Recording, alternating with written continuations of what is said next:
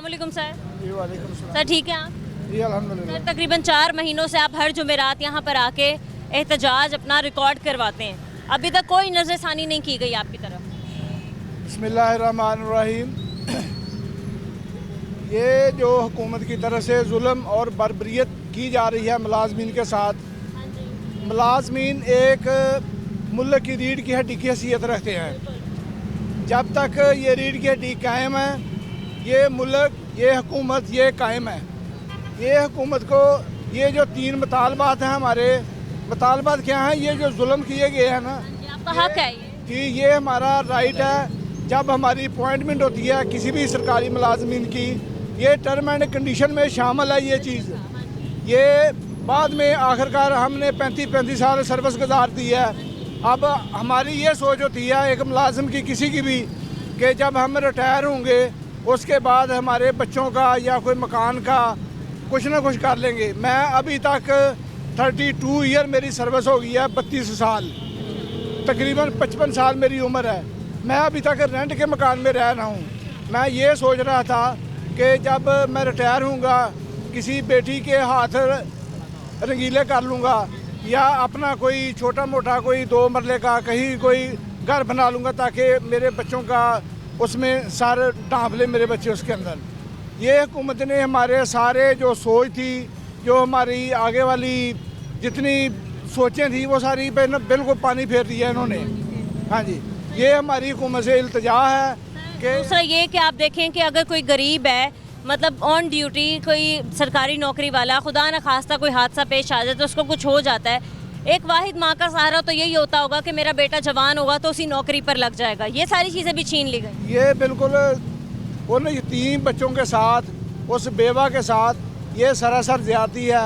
बशर्ते कि वो बेवा सुबह सहरी के टाइम उठती, इनको दुआएं देती, और वो बददुआ की शक्ल में इख्तियार कर गए हैं। वो जो दुआ थी वो बददुआ की शक्ल में इख्तियार कर गई है।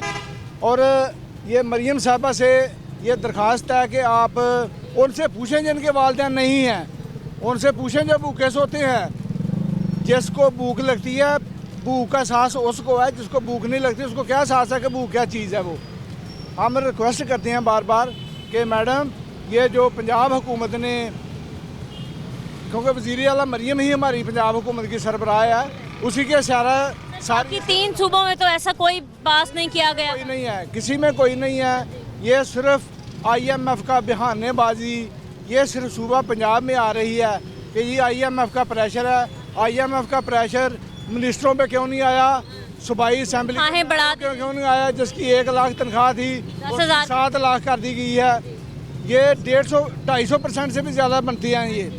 ये हम ये रिक्वेस्ट करते हैं कि मरियम साहबा अपनी जितने आपके कबीना वो बैठ जाए और एक मुलाजिम की जिसकी 30,000 रुपया सैलरी है उसका बजट बना के दिखाएं। सर चले, आपने 37,000 कर दिया था बजट में, ठीक है, किसको मिल रहा है 37,000? बंदा ये 30,000 में तो मकान किराए पे नहीं मिल रहा।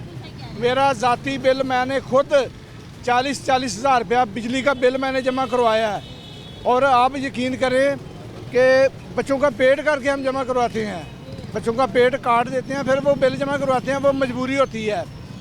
और मुलाजमीन ही इनको एक घड़े की मछली मिली हुई है कि जब चाहे उसको पकड़ ले। अब मछली बाहर निकल आई है घड़े से, अब ये इनको तीनों नोटिफिकेशन वापस करना पड़ेंगे। तो अभी तो एहतजाज आपका जारी है, मज़ीद आइंदा का लाए अमल आप लोगों का यही है कि आप 15 तारीख तक इंतज़ार करेंगे और 15 तारीख को फिर आप एहतजाजी कॉल देंगे, धरना देंगे। एहतजाजी कॉल है 15 तारीख की, वो तो डे एंड नाइट यहाँ पे एहतजाजी धरना है। वो तब उठेंगे ये मुलाजिम जब ये तीनों कैंसिल हो जाएंगे, तब ये मुलाजिम का धरना इधर से खत्म। 15 तारीख को भी आप सेक्रेटरीट के बाहर देंगे धरना? जी बिल्कुल, इसी चौक में, जिस चौक में खड़े हैं हम, सिविल सेक्रेटरीट के गेट में ही खड़े हैं, यहाँ पे ही धरना होगा ये।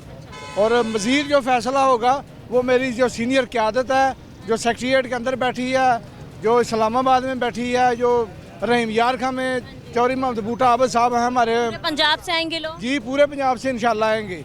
और सिर्फ एपका नहीं आएगी, जितने मुलाजमीन हैं इंक्लूडिंग टीचर यूनियन, CBA, एपका, अगीगा, सब इंशाल्लाह इधर इस चौक में बैठेंगे इंशाल्लाह।